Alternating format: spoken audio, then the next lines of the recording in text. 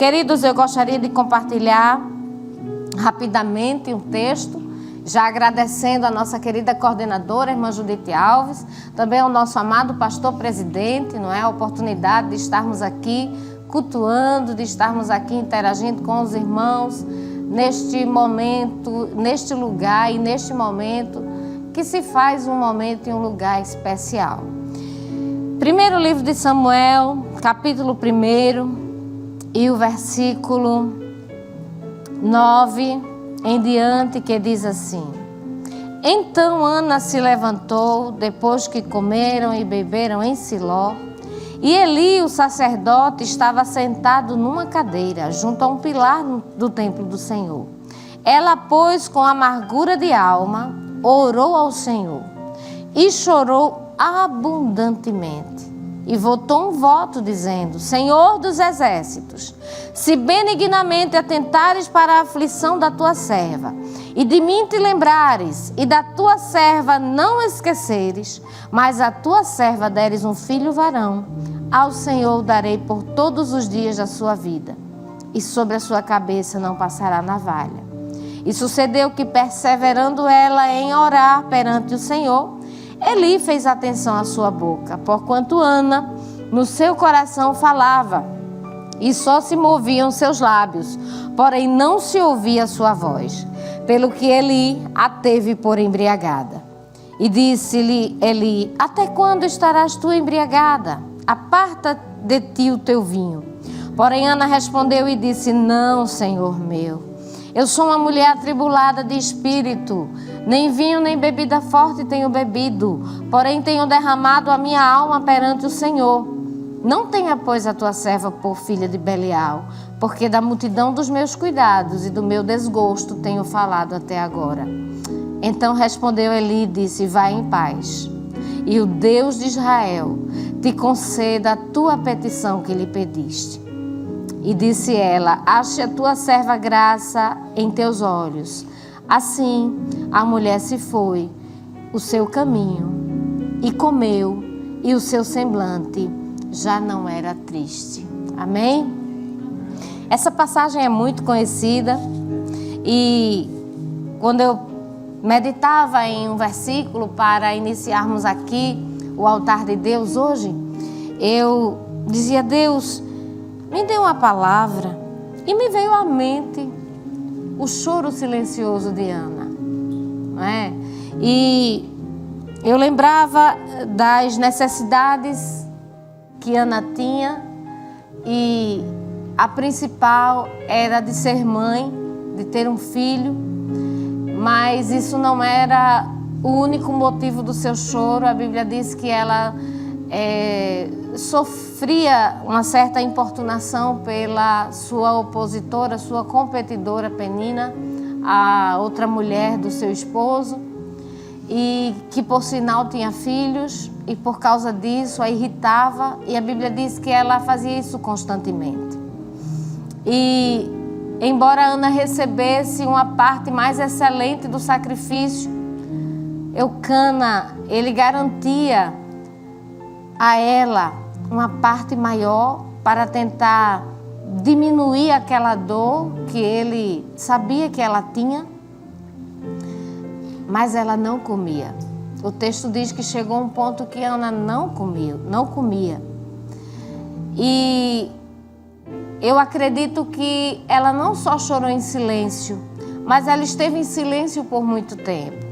O texto bíblico diz que Eucana pergunta para ela por que ela não comia, o que é que ela tinha, acaso ele não era melhor que 10 filhos? Ele certamente se esforçava para fazê-la feliz. E o texto bíblico não nos faz referência a uma resposta de Ana àquelas interrogações do seu marido. E eu meditava nesse perfil silencioso de Ana.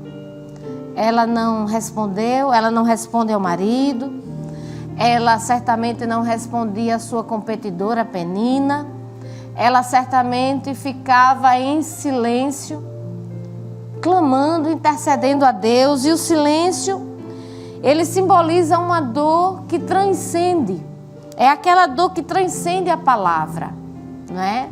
Se eu falar, a dor não cessa, como disse Jó, não é? E se torna, muitas vezes o silêncio, ele se torna um clamor direto a Deus, porque Deus entende até silêncio. Aleluia. Deus entende orações que são feitas sem palavras. Deus entende lágrimas, Deus entende olhar, Deus entende expressões corporais. Aleluia. E Deus entendia o silêncio de Ana. E Ana ora em silêncio. E nós vemos que a esterilidade lhe causava dor. Nós vemos que as provocações de Penina certamente lhe causavam dores. Mas ela foi chorar no altar. Não é? Quem sabe, ela já havia pedido tanto a Deus por tantos anos. E que as palavras vão embora. E só o choro vem. E o texto nos diz que ela foi ao altar em Siló. Ela vai orar a Deus. E o sacerdote observa aquela mulher chegando ao templo. O sacerdote observa aquela mulher adorando ao Senhor, orando ao Senhor. E o choro silencioso de Ana foi tão incomum que o sacerdote pensou que ela estivesse embriagada. E o texto bíblico nos diz que ele fez atenção à sua boca. Ele observava que ela apenas balbuciava. Ela fazia uma expressão corporal com a sua boca, mas da sua boca não saía palavras. E o sacerdote não compreende. E quando ela explica a sua situação ao sacerdote e que ele entende a aflição e a angústia e o desgosto daquela mulher, sim, querida, sim, querido, porque nem sempre o que nos leva ao templo ou o que nos leva à oração é a alegria de adorar. Nem sempre o que nos leva à presença de Deus é o prazer de estar na sua presença, embora o prazer de estar na presença de Deus transforma até a tristeza em alegria.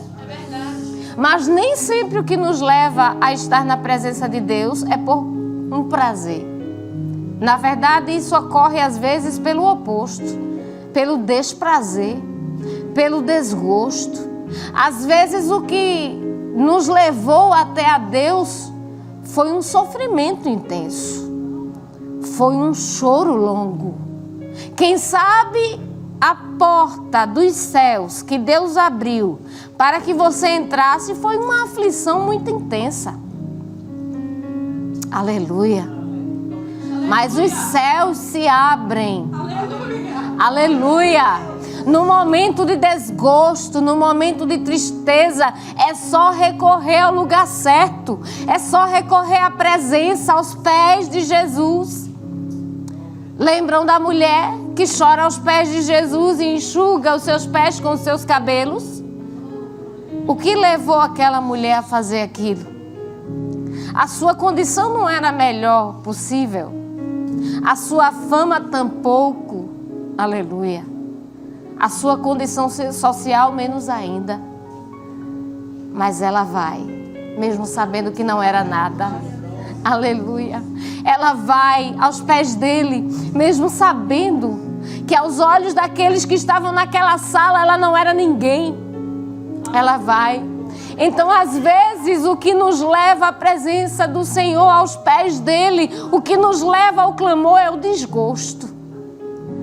Quem sabe esse desgosto é o caminho, é a corda que ele está usando para te puxar. Aleluia. Quem sabe esse choro seja o meio que Deus encontrou para atraí-lo a si. Aleluia. E Ana chora, mas chegou o dia da resposta. Aleluia. Aleluia. E ele responde a ela: vai em paz. Como quem diz assim: tira essa angústia do coração, tira essa tristeza da alma, tira esse desgosto, recebe paz neste momento. E o Deus de Israel, o Deus perante a face de quem você está, mulher, te conceda conforme você tem pedido. Aleluia. E a Bíblia diz que depois disso aquela mulher se levanta e é como se a sua situação tivesse de fato mudado ali. Ela se levanta, aquela que não comia come, aquela de semblante triste se alegra. A Bíblia diz que o seu semblante já não era mais o mesmo. Na oração, no clamor, na sua presença, Ele muda realidades, Ele muda situações, Ele muda a nós, Ele muda o nosso rosto. Ele nos dá um sorriso, Ele coloca um sorriso no rosto. Aleluia. E a Bíblia nos dá algumas lições desse choro. E a gente conhece a história, e para quem não conhece, Ana gerou, Ana teve Samuel, a sua petição foi respondida e ela foi pagar o voto que ela fez em oração. E algumas lições daquele choro de Ana é que o choro silencioso é a oração da alma, que não consegue sair pelos lábios. Quando estamos fragilizados, quando estamos vulneráveis, Deus entende as nossas orações sem palavras. Aleluia. A palavra que ela recebe de Eli, daquele sacerdote, gerou nela uma fé tão grande que mudou o seu aspecto físico. Quem sabe aquela que entrou tão cabisbaixo, tão abatida, tão encurvada, tão desanimada, se levanta, se erege, levanta a cabeça, ergue os ombros e diz: eu creio que o Senhor vai fazer por mim. Aleluia. Ela volta a comer. O seu semblante é um novo semblante. Aleluia. Já não era mais como antes. Amado, amada, Deus ouve o inaudível. Deus ouve o que ninguém ouve. Deus vê o que ninguém vê. Deus sabe o que ninguém sabe. Aleluia. Uma outra lição que Ana nos dá é de persistência. Ela perseverou em orar. Ela perseverou em pedir. Ela perseverou em clamar. Não tinha recebido, mas todos os anos ia a Siló. Não tinha alcançado. A dor continuava ali, mas ela persistiu em orar. Aleluia. E por fim, no capítulo 2, Ana canta. É o cântico da vitória. É o cântico daquele que recebe. Há tempo de chorar, mas há tempo de sorrir. Há tempo de clamar, mas há tempo de cantar. Aleluia. Recebe esta palavra nesta tarde. Quem sabe você esteja nesse momento de inquietações, de angústias, de preocupações e talvez até de desânimo e de falta de fé e de falta de forças. Mas aprende com Ana nesta tarde. Aleluia. Aprende com esta mulher de Deus. Eu preciso aprender com esta mulher de Deus. Às vezes os desânimos, as preocupações nos apavoram. Aí eu preciso aprender e olhar para Ana e dizer: vai a Siló de novo. Vai ao templo de novo. Vai aos pés de Jesus de novo, mesmo que alguém não entenda. Mesmo que alguém não saiba. Mesmo que você não tenha oportunidade de explicar o porquê. Naquele momento, Ana teve a oportunidade de explicar a Eli porque estava naquela situação. Mas pode ser que você nunca tenha a oportunidade de explicar. Mas confia. Deus vê, Deus ouve, Deus sabe e Deus resolve. Aleluia.